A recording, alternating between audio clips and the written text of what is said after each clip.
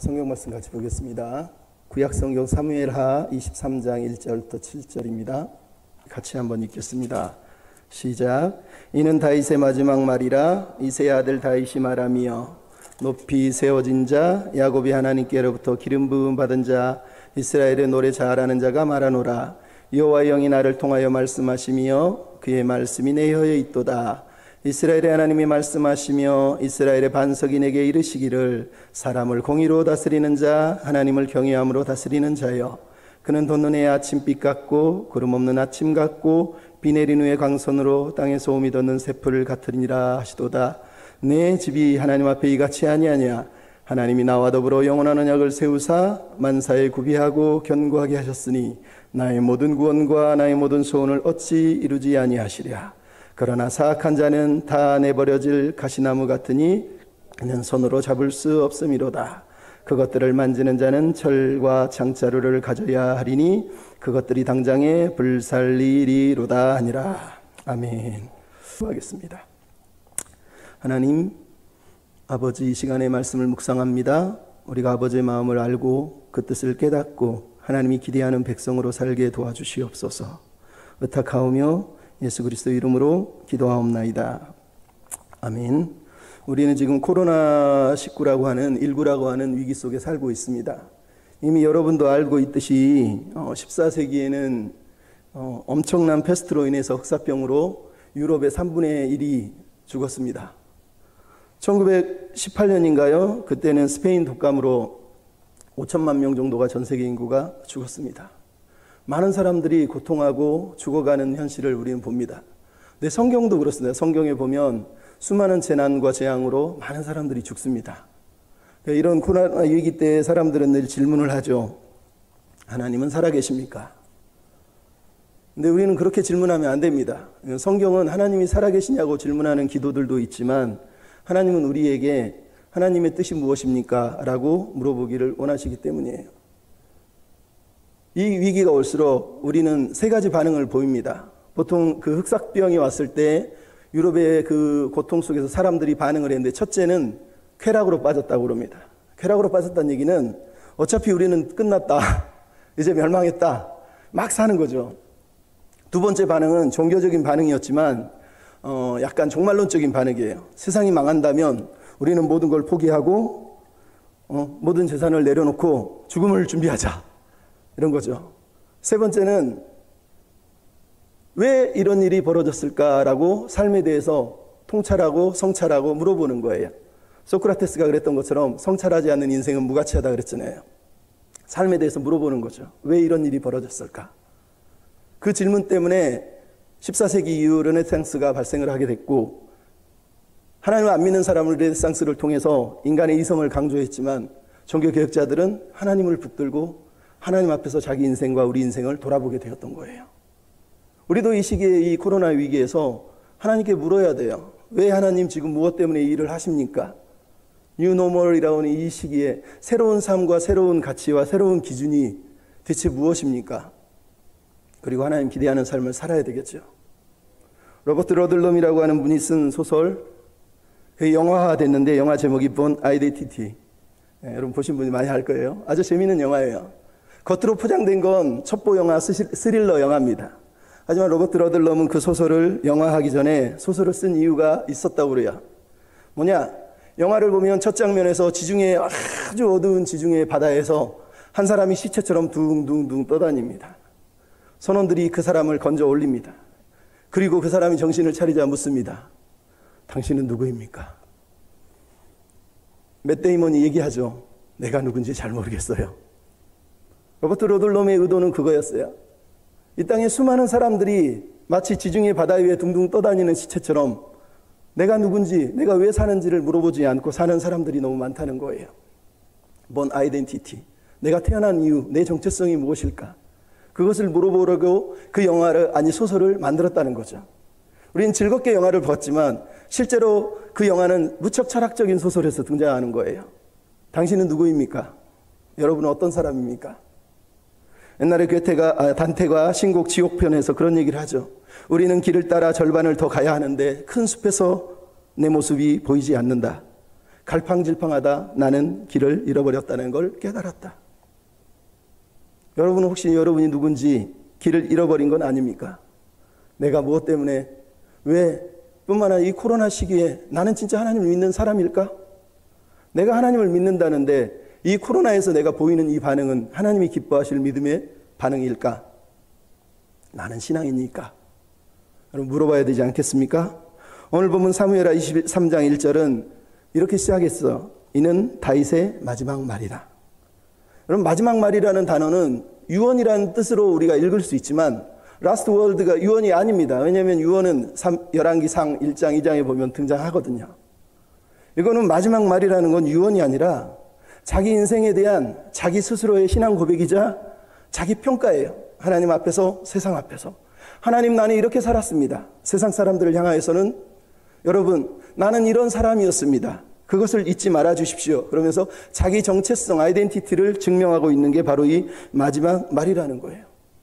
그 마지막 말 속에서 다윗은 자기가 누구고 자기가 어떠한 삶을 선택해서 어떻게 살았고 그래서 어떠하다라고 자기 자신의 삶을 사실은 신앙 고백하듯이 서술하고 있는 거예요.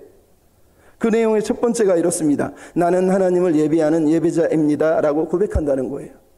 다윗은 지금 자기 자신을 소개하기를 나는 예배자다 이렇게 사실을 말하고 있어요. 왜? 여러분 1장 23장 1절 마지막에 뭐가 나왔습니까? 이스라엘의 노래 잘하는 자가 말하노라 라고 나옵니다. Singer of Israel. 이스라엘에서 노래 잘하시는 분이래요. 여러분 이분은 뭐 보이스가 뭐 이런 거라든가 미스터 트롯 뭐 이런 거 나온 분이라는 얘기를 지금 하고 있는 게 아니에요. 노래를 잘한다는 말은 단순하게 싱잉을 한다는 뜻이 아니에요. 하나님이 성령으로 기름 부으셔서 그가 지금 그 입의 혀로 하나님을 찬양하고 하나님을 높이고 있다고 말하고 있는 거예요. 그러면서 자기를 나는 이스라엘의 노래 잘하는 자다라고 얘기를 하고 있는 거예요. 이 말은 다윗이 노래를 하고 있지만 노래의 내용은 나는 하나님을 예배하는 사람이다. 나의 정체성은 노래하는 자다. 예배하는 자다. 이렇게 사실은 표현을 하고 있는 거거든요. 오늘 보면 23장을 그래서 메시아 오라클이라고 그래서 메시아의 노래라고 신학적으로 해석하지만 실제로 다윗은 이 본문 속에서 다윗 자신의 찬양, 간증, 신앙 고백, 감사의 노래로 자기 인생을 마무리하고 있다는 걸 우리가 지금 얼핏 보게 되는 거예요. 사무엘하 22장, 23장, 24장은 다 다윗의 노래로 그래서 구성이 되어 있어요. 노래 내용을 보면 22장부터 시작되는 내용이 이렇습니다. 22장 1절에는 다윗이 노래의 말씀으로 여호와께 아뢰며 이렇게 얘기합니다. 4절에서는 내가 찬송받으실 여호와께 찬송한다. 22장 47절에 여호와의 사심을 두고 나의 반석을 찬송하며 나의 구원의 반석이신 하나님을 높이며 이렇게 얘기를 합니다. 그리고 22장 50절, 23장 바로 앞에 있죠. 여호와 내가 모든 민족 중에 주께 감사하며 주의 이름을 찬양하리이다. 그는 지금 하나님의 이름을 계속 찬양하고 있는 모습을 우리가 보고 있는 거예요. 말 그대로 나는 하나님을 예배합니다. 내 인생의 마지막 내가 누구냐고요? 나는 예배자입니다. 이렇게 지금 표현을 하고 있는 거란 말이죠. 왜 다윗은 지금 자기 자신을 예배자로 소개할까요? 여러분이 다윗이면 어떻게 소개하겠습니까? 나는 이스라엘의 가장 위대한 왕입니다. 나는 이스라엘의 가장 강력한 전사였습니다. 나는 이스라엘에서 가장 돈이 많은 사람입니다. 나는 이스라엘에서 가장 능력이 많고 힘이 많은 왕이었던 주권자입니다. 자기 자신을 자랑해야 되지 않습니까? 우리 시대가 다 그렇게 살고 있잖아요. 하나님을 믿는다 그러면서 봐라 내가 하나님을 믿었다 하나님 나를 이렇게 해주셨다 그러면서 자기를 자랑하지 않습니까? 근데 다윗은 지금 자기 마지막 라스트 센텐스를 그렇게 자랑하지 않습니다. 나는 하나님을 예배하는 예배자다라고 얘기하는 거예요. 왜? 그가 왜 자신을 예배자라고 얘기합니까? 1절에는 그렇게 얘기했죠. 높이 들리운 자, 이새의 아들 막내였는데 하나님이 자기를 높이 들려주셨다는 거예요. 그리고 하나님께 기름 부음 받은 자. 여러분 다윗은 지금 은혜에 충만해요. 은혜, 자기 인생의 마지막 노년에 은혜로 충만하고 있어요.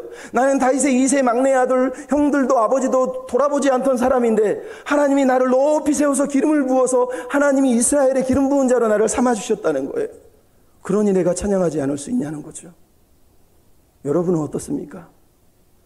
여러분은 예배자 맞습니까? 나 같은 사람을 건져주시고 나 같은 사람을 구원해 주셨지 않습니까? 그런데 여러분은 예배하고 있습니까? 다윗은 은혜에 감사해서 예배하는 거예요. 그래서 22장 50절 51절 바로 앞에 그 얘기를 하잖아요. 이러므로 내가 주께 감사하며 주의 이름을 찬송하리이다. 여호와께서 그 왕에게 큰 구원을 주시며 기름 부은 자에게 인자를 베푸셨기 때문이라는 거예요. 자기에게 은혜를 베푸셔서 그 헤세드 때문에 감사해서 찬양하고 감사해서 예배하고 있다고 자기를 지금 예배자로 인정해달라는 거예요. 왜 자신을 예배자라고 지금 기억하길 원합니까? 예배자가 아니면 인생이 허무하기 때문이에요. 오늘 본문 23장 6절 7절 뭐라고 되어 있습니까?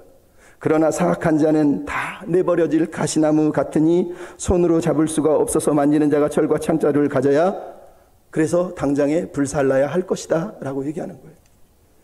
그럼 이 사무엘상 1장 2장에 보면 2장에 한나의 노래가 등장합니다. 사무엘하 24장 앞에 23장에 다윗의 노래가 등장합니다. 이 노래들은 다 똑같은 얘기를 하고 있어요.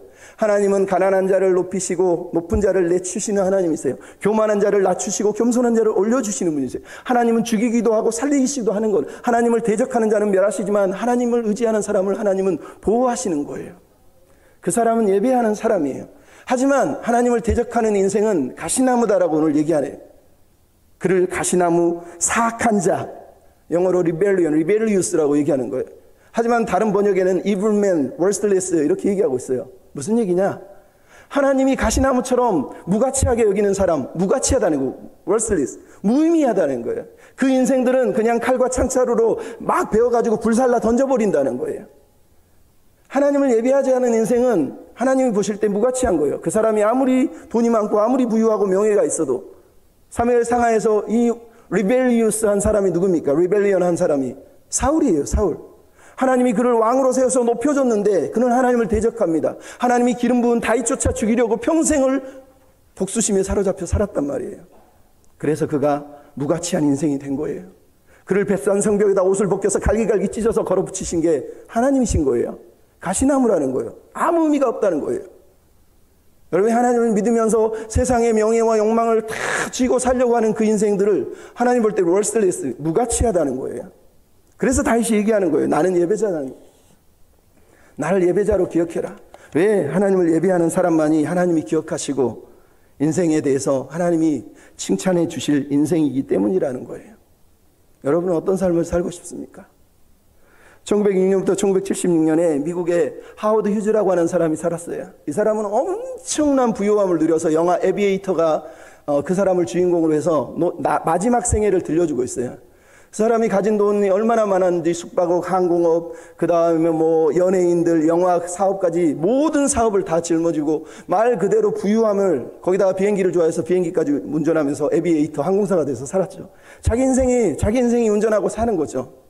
근데 그의 말년은 어려서부터 가졌던 결벽증 때문에 벌벌벌 떨며 사람을 만나지 못하고 관계하지 못하다가 결국은 죽을 때 수염이 배꼽까지 나오고 뒷머리가 뒤에 엉덩이 밑으로 흘러낼 처럼 아주 귀신처럼 초라하게 살다가 죽었어요. 아무도 그 사람 앞에 가까이 오지 않았어요. 평생을 그렇게 부유하게 살았지만 그의 인생은 무가치했어요. 무의미했단 말이에요. 얼마나 비참합니까? 하지만 1965년경에 척 콜슨이라고 하는 사람이 69년에 닉슨 대통령의 보좌관이 되어서 워터게이트 사건이 있을 때까지 아주 잘 나가는 변호사였습니다. 하지만 결국은 워터게이트 때문에 쫓겨나게 돼요. 그리고 인생을 허비하며 살다가 1974년 8월에 자기 친구 토마스 필립스라고 하는 사업가를 만납니다. 이 사람도 늦게 예수를 믿었어요. 근데 그를 만났는데 그가 이 척 콜슨에게 이런 얘기를 해줍니다. C.S. 루이스의 순전한 기독교를 들려주면서 이런 말을 합니다. 누구도 자유롭지 못한 악이 있습니다. 그 악이 설마 죄일 거라고 생각 안 하는 사람이 많습니다. 그러나 그 악은 우리 안에 있을수록 다른 사람 안에 있는 악을 더 싫어하게 만드는데 그 악은 교만입니다. 교만은 하나님을 거부하는 마음 상태입니다.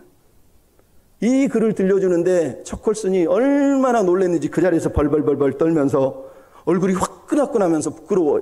왜? 자기가 그동안 평생 살아왔던 삶을 돌아보니까 자기가 고등학교 시절에 연설을 하면서 대학교에서 자기가 막 최고로 잘 나갔을 때, 그리고 대통령 보좌관이 되고 대통령을 위해서 막 엄청난 일을 했을 때, 그리고 자기가 살면서 실패하고 넘어졌을 때 왜 그렇게 했을까? 돌아보니까 그게 교만이었다네요. 교만.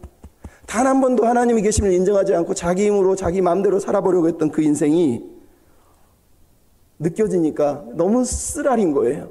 그래서 막 가슴을 쥐어짜고 아파합니다. 근데 그때 필립스가 마지막으로 시편 37편 3-4절을 읽어줍니다. 여호와를 의뢰하라, 선을 행하라. 여호와를 기뻐하면 내 마음의 소원을 이루실 것이다. 그리고 나서 요한복음 3장에 니고데모의 거듭난 이야기를 하면서 기도를 해줍니다.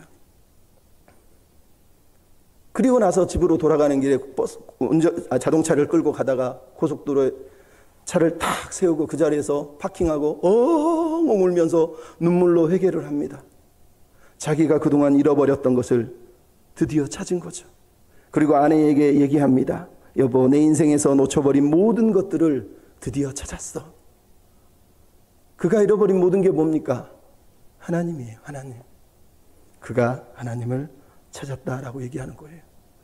비록 그는 그 이후로 어떻게 했기 때문에 감옥살이를 했지만 다시 돌아와서 워싱턴에서 성경 공부 그룹 모임을 하고 교도소 선교회를 통해서 수많은 수감자들에게 하나님의 복음을 전하는 사람이 됐어요. 그래서 그가 죽을 때 사람들은 이 사람 이름을 죄인들의 친구다라고 얘기를 했다고 합니다. 여러분, 하나님을 예배하지 않는 인생은 하워드 휴즈처럼 아무리 부유해도 무가치한 거예요. 하지만 인생에 잘 나가는 변호사로 대통령 보좌관을 지내도 무가치한 그 삶이 하나님을 만나니까 내가 하나님을 만났어요. 그래서 행복합니다 라고 평생을 그 복음을 전하는 자로 살아가지 않습니까? 여러분은 예배자입니까? 예배자가 되어야겠지요. 두 번째로 다윗은 자기를 평가하기를 이렇게 얘기합니다. 내 삶은 하나님 때문에 의미로 충만했습니다. 감사하죠. 여러분의 삶을 요약한다면 어떻게 요약하고 싶습니까? 야곱처럼 내 인생 130여 년의 나그네 세월이 험악했습니다. 그러고 끝나버리면 어떻게 돼요? 나 하나님 믿고 살았는데 너무 힘들었어. 너무 괴로웠어. 내 인생은 슬픔이야, 아픔이야, 고통이야, 오해야. 내 인생은 비참했어. 나는 부자야, 나는 잘나가, 나는 가진 게 많아. 여러분, 그 어떤 요약도 하나님이 기뻐하시는 요약이 아니에요. 하나님이 원하시는 요약은 하나님 때문에 내 삶이 의미로 충만했다는 거예요. 하나님 때문에 내 삶이 생명으로 충만했다는 거예요. 내가 살아가는 삶이 소망이 넘쳤다고 얘기하는 거예요. 그럼 오늘 본문 23장 3절 4절에 뭐라고 얘기합니까? 특별히 4절에 그는 돋는 해 아침빛 같고 구름 없는 아침 같고 비 내린 후에 강손으로 땅에 옮돋는 새 풀 같으니라. 영어로 보면 다 햇빛에 대해서 얘기해요. 햇빛을 받아서 새로워지고 햇빛을 받아서 땅에서 오미 돋게 하고 그 햇빛, 그 강선 같은 삶을 살았다는 얘기예요. 사실은 다윗이 자기 인생을 정의하는 거예요. 하나님이 그런 인생을 요구하셨는데 자기 인생은 구름 없는 아침처럼 비 온 후에 땅이 개운 후에 오미 돋게 만드는 태양처럼 그렇게 자기 인생은 행복하고 즐거웠다라고 얘기하는 거예요. 내 인생이 의미로 충만했다고 지금 자기 자신을 두 번째로 평가하고 있는 겁니다. 놀랍지 않습니까? 왜요? 3절에 23장 3절에 뭐라고 그랬습니까? 하나님을 이스라엘의 반석이 이르시기를, 다른 얘기로 하면 하나님을 자기 인생의 반석으로 삼았다라는 내용이죠. 다윗은 하나님을 자기 인생으로 반석으로 삼았기 때문에 흔들리지 않았어요. 사울이 자기를 죽이려 할 때, 자기가 실수를 해서 범죄했을 때에도 여전히 그럼에도 불구하고 그가 흔들리지 않았던 건 자기 인생의 반석이 하나님이셨기 때문이에요. 반석 위에 집을 지은 사람이죠. 22장에서도 그래서 다윗이 계속하는 노래가 그거예요. 여호와는 나의 반석이요 나의 요새시요. 22장 2절에 나옵니다. 3절에도 내가 피할 나의 반석 하나님. 22장 32절 여호와의 누가 하나님이며 누가 반석이냐. 47절 여호와의 사심을 두고 나의 반석을 찬송하며 찬양한다. 다윗은 온통 하나님이 반석이라는 것밖에 없어요. 내 인생의 기초, 내 인생을 버티게 해주고 내 인생이 무너지지 않게 해주는 분, 하나님이 내 반석이다라고 얘기하는 거예요. 시편에 나오잖아요. 산이 요동하고 바다가 흉흉할지라도 하나님을, 자기 하나님으로 삼는 백성은 요동하지 않는다니까요. 그게 예배하는 자예요. 예배하는 자. 여러분, 코로나19가 왔다고 하면 세상이 다 무너질 것처럼 마치 자기 인생이 끝나는 것처럼 벌벌 떨면서 하나님조차 없는 인생처럼 살아가는 사람이 세상에 얼마나 많습니까? 그가 예배자입니까? 그가 하나님을 경외하고 있습니까? 여러분, 교회에 모여서 예배하라고 얘기하는 게 아니라 어디에 있든지 내가 하나님을 반석으로 삼고 흔들리지 않는 믿음으로 서 있는 믿음의 예배자가 돼야 된다고 말씀을 드리는 겁니다. 3절 말씀을 가만히 보십시오. 하나님을 통해 삶의 목적과 이유를 찾았기 때문에 그는 지금 나는 행복합니다. 내 인생은 감사하고 행복이고 하나님은 내 인생의 전부입니다. 이렇게 말하고 있는 이 단어 속에 3절 4절 속에 다윗의 삶의 허무가 보입니까? 내 인생 허무했어. 뭔가 아련하고 안타까워. 그런 얘기를 지금 들려주고 있습니까? 없단 말이죠. 여러분 혹시 하나님을 믿으면서 막 허탈해하고 허무해하면서 내가 지금 예수 믿는 게 잘하고 있는 걸까? 이게 진짜 맞는 걸까? 내가 괜히 하나님 믿었나? 다른 걸 믿어야 되는데 이러고 있는 건 아닙니까? 여러분 하나님 내 안에 들어오시면 우리 삶의 공간에 허무의 룸이 없어지는 거예요. 하지만 하나님을 온전히 붙들지 않으면 내 마음 한구석에 늘 허무의 룸이 있어요.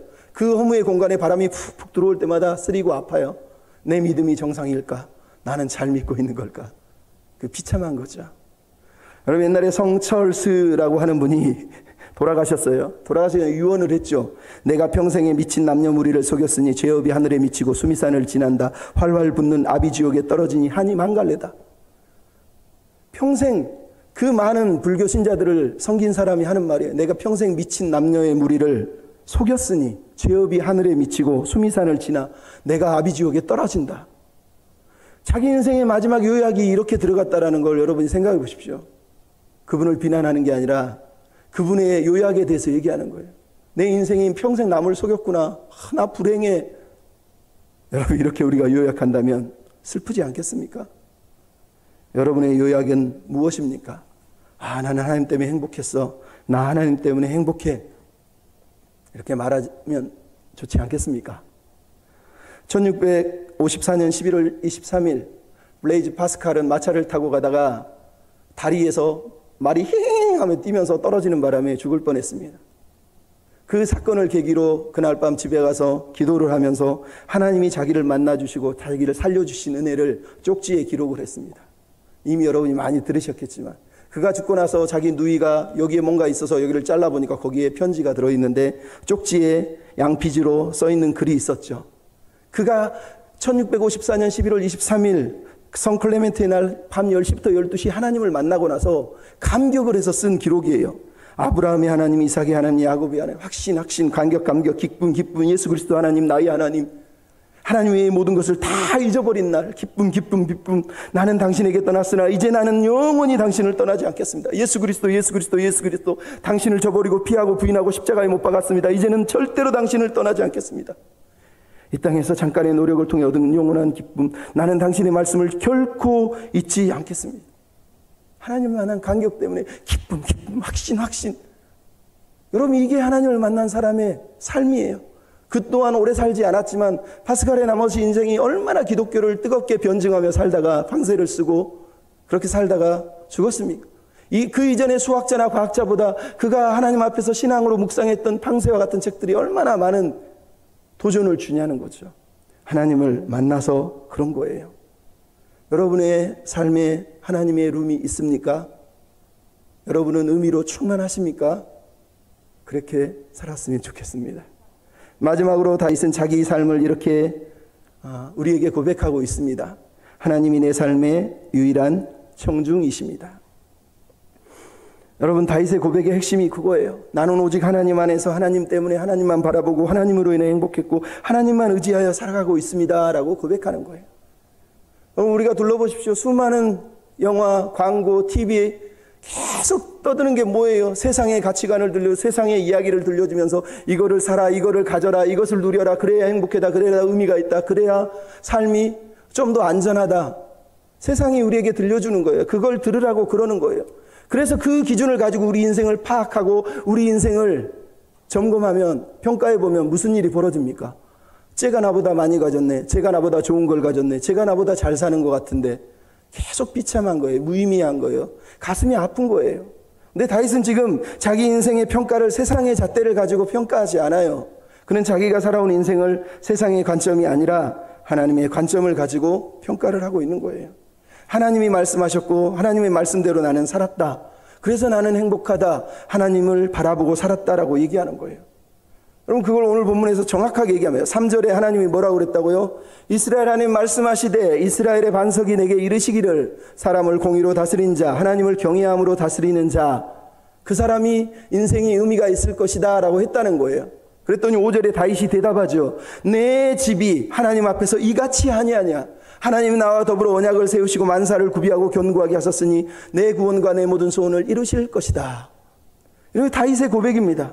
얼마나 자신만만합니까? 이 고백은 하나님을 내가 믿었으니 하나님 내 소원 다 이루어 주실 거야, 이렇게 고백하고 있는 게 아니라 하나님이 찾는 사람, 하나님을 경외하고 사람을 공의로 다스리는 사람을 찾고 있다 했는데 다윗이 얘기하는 거예요. 내 집이 내가 그렇습니다. 내가 그렇게 살았습니다. 나 하나님이 요구하고 원하는 방식대로, 하나님이 기대하는 대로 나 그렇게 살아냈습니다 라고 지금 다윗이 고백하고 있는 거예요. 그래서 다윗은 하나님을 자기 인생의 청중으로 삼았다라고 말하는 거예요. 여러분, 옛날에 괴테가 그런 얘기를 했어요. 평생을 살면서 한 사람에게 모든 것을 걸고 살아가는 것이야말로 가장 숭고한 사랑이다. 멋있지 않습니까? 그죠? 로맨틱하죠? 근데 신앙도 그런 거예요. 여러분, 하나님 한 분만을 내 인생의 가장 중요한 사랑 대상으로 삼고 산다면 여러분은 행복할 겁니다. 우리는 행복할 겁니다. 여러분, 옛날에 무명가수 다이어리라고 제가 2006년 8월 10일 날 그 당시로는 뭐 블로그 이런 게 별로 조금 많이 없었을 때 무명가수가 쓴 글이에요. 그 중에 제가 참 마음이 아팠던 게 하나 있었어요. 단 한 명이라도 내 노래를 들어줄 수 있다면 평생 후회 없이 최선을 다할 것이다. 여러분, 이게 하나님을 믿는 사람들의 초창기 마음이야. 똑같은 거예요. 내가 처음 예수 믿었을 때 하나님, 나 하나님이면 돼요. 하나님 날 구원해 주셔서 땡큐 감사. 세월이 흐릅니다. 한 명의 청중으로는 감당할 수가 없어요. 아니, 버틸 수가 없어요. 왜 나에게 이렇게 놀라운 사람에게 청중을 한 명만 주십니까? 그래서 노래하는 가수들이 마약을 하는 거잖아요. 인기에 취해서 살잖아요. 우리도 마찬가지예요. 하나님을 믿는다 그러면서 처음에는 첫사랑에 감격해서 하나님 최고예요, 땡큐예요. 그리고 1년, 2년, 3년, 4년 세월이 흐르면 예배도 웃겨, 찬양도 우스워, 기도도 우스워. 무슨 하나님이 어딨어? 하나님이 내 소원도 안 들어주는데 그런 하나님을 내가 왜 믿어? 여러분, 비참한 거예요. 하나님이 내 인생의 가장 중요한 대상이라는 건, 사랑의 대상이라는 건 말 그대로 그분만으로 만족하겠다는 고백인 거예요. 그런데 우리는 살아내고 신앙이 들어가면 들어갈수록 하나님이 내 인생의 저편에 계셔요. 주일날 가끔씩 꺼내서 보는 일기장 같아요. 하나님, 오늘 내가 한번 왔어요. 인사 한번 드리고 가는 거죠. 하나님 기뻐하실까요? 왜 우리는 우리 인생의 가장 중요한 수단을 하나님으로 삼지 않고 여기저기 다 치이고 나서 마지막에 하나님을 최후의 수단으로 삼으려고 할까요? 왜 우리는 처음부터 하나님을 내 인생의 피난처로 삼고 살지 않고 여기저기 다 기대보고 재보고 하고 나서 그래도 안 되니까 하나님 하면서 울면서 오는 걸까요? 그분은 처음부터 내 인생의 최고의 수단이고 최고의 피난처였는데 왜 우리는 그렇게 살고 있지 않냐는 거예요. 슬프지 않습니까? 우리가 너무 많은 것들을 바라고 원하고 있기 때문이에요. 그러면 윈스턴 처칠이 19세기의 수단을 탈환했던 위대한 그리스도인 고든을 보면서 너무너무 그를 존경하게 됐다고 그럽니다. 그러면서 그런 얘기를 했어요. 고든이라고 하는 장군은 남자나 여자나 생명이나 안락함이나 세상의 물질, 권력, 명성 등 한결같이 신경을 쓰지 않는 사람이었다. 나는 그런 사람을 본 적이 없다. 너무 대단한 그리스도인이었다. 이렇게 얘기를 합니다. 그는 물질, 명예, 권력, 사람에게조차 신경 쓰지 않았다는 거예요. 오직 하나님만 바라봤다는 거예요. 근데 고든 장군이 이런 고백을 했다고 그래요. 인생을 살면서 난파당하지 않기 위해서는 북극성을 기준으로 삼아서 방향을 조정하는 것, 한마디로 하나님 한 분에게만 맡기는 것이 필요하다는 걸 더 많이 느낀다. 그분이 미소를 나에게 짓고 있다면 다른 것은 상관할 필요가 없지. 멋있지 않습니까? 그래서 오스기니스라는 사람이 고든 장군 상을 평가하면서 이런 얘기를 했어요. 나는 유일한 청중 앞에 살고 싶다. 다른 모든 청중 앞에서는 내가 입증할 것도 얻을 것도 잃을 것도 없다. 여러분, 그렇게 살고 있습니까? 우리가 하나님을 예배하면서 힘겨워하는 건 우리가 너무 청중이 많아요. 내가 증명해 놓고 싶은, 내가 입증하고 싶은, 나를 입증해 보여주고 싶은 청중이 너무 많아. 하나님으로는 만족하지 못하는 거거든요. 그러니까 우리가 하나님을 예배하지 못하는 거예요. 교회에서 잠깐 예배하지만 밖에 나가서는 내 청중에게 내 삶을 보여주기 위해서 미친 듯이 달려가는 거예요. 그래서 하나님은 내 삶의 청중이 되지 못해요. 그분이 내 유일한 청중이셔야 되는데 그분은 내 청중 중에 그냥 한 분일 뿐이라는 거예요. 하나님이 우리 인생의 유일한 청중이 돼야 돼요. 여러분 예배하는 순간마다, 무릎 꿇는 순간마다, 말씀을 보는 순간마다, 기도하는 순간마다 하나님 내 인생의 유일한 청중이십니다. 나는 당신 앞에 지금 콘서트를 하고 있어요. 하나님 내 콘서트 받아주세요. 하나님 앞에서 그렇게 우리가 나아가야 되는 거예요. 다윗은 자기 인생 전체를 하나님을 향한 콘서트라 생각했어요. 비록 넘어지고 쓰러지고 범죄한 시절도 있었지만 그가 청중으로 삼은 분은 하나님 한 분이라는 거예요. 여러분 우리가 마지막에 다윗처럼 마지막 말년이 아니라 매일 매 순간 여러분이 평가해야 돼요. 내 청중은 하나님이셨는가? 여러분에게 남은 게 하나님이 아니라면, 오늘 본문처럼 하나님이 모든 걸 다 걷어갔더니 하나님이 없이 가시나무만 남은 인생이 얼마나 비참한 줄 아십니까? 하나님이 이것도 가져가고 저것도 가져가고 저것도 다 가져갔는데 마지막 남아있는 게 하나님이라면 그 사람은 예배자인 거예요. 여러분에게 이거 가져간다고 저거 가져갔다고 왜 이거 가져가셨냐고, 그 사람은 예배자가 아닌 거예요.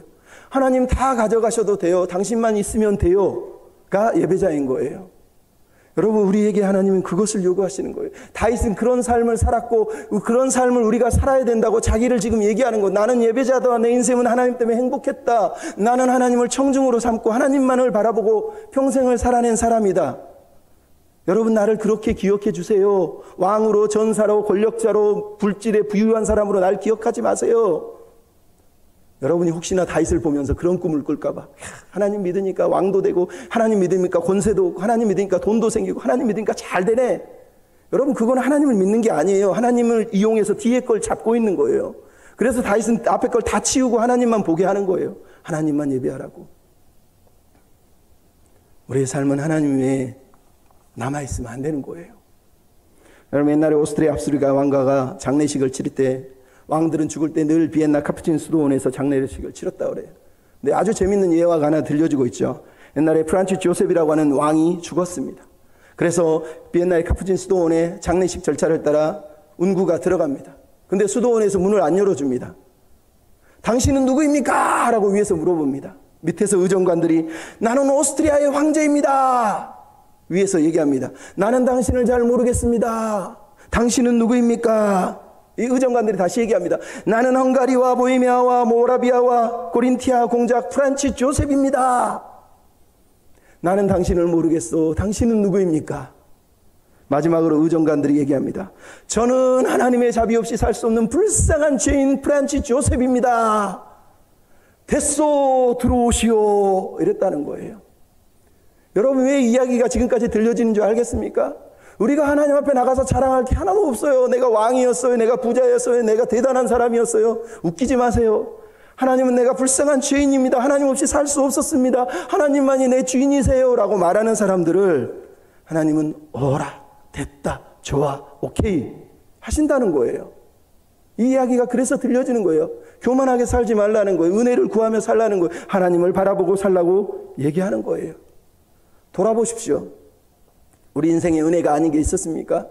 다윗은 노년에 돌아보니까 이새의 아들 막내에게 하나님이 들려주시고 세워주시고 기름 부으신 인생이 보이니까 감사하는 거예요. 여러분 이제 고작 20대 30대를 살았다 그래서 은혜가 없습니까? 고개를 들러보십시오. 뒤를 돌아보십시오. 누가 여러분을 여기까지 끌고 왔습니까? 은혜가 있어요. 은혜. 그래서 우리는 흔들리지 않는 거예요. 그래서 우리는 하나님을 예배하는 거예요. 그래서 하나님이 내 인생의 유일한 청중인 거예요. 여러분 제가 좋아하는 선교사 중에 스탠리 존스라는 분이 1974년 89세로 죽었습니다. 그분은 인도에서 평생 감리교 선교사로 살면서 선교했던 분이에요. 근데 그가 죽기 전에 순례자의 노래라는 책에 이런 글을 썼어요.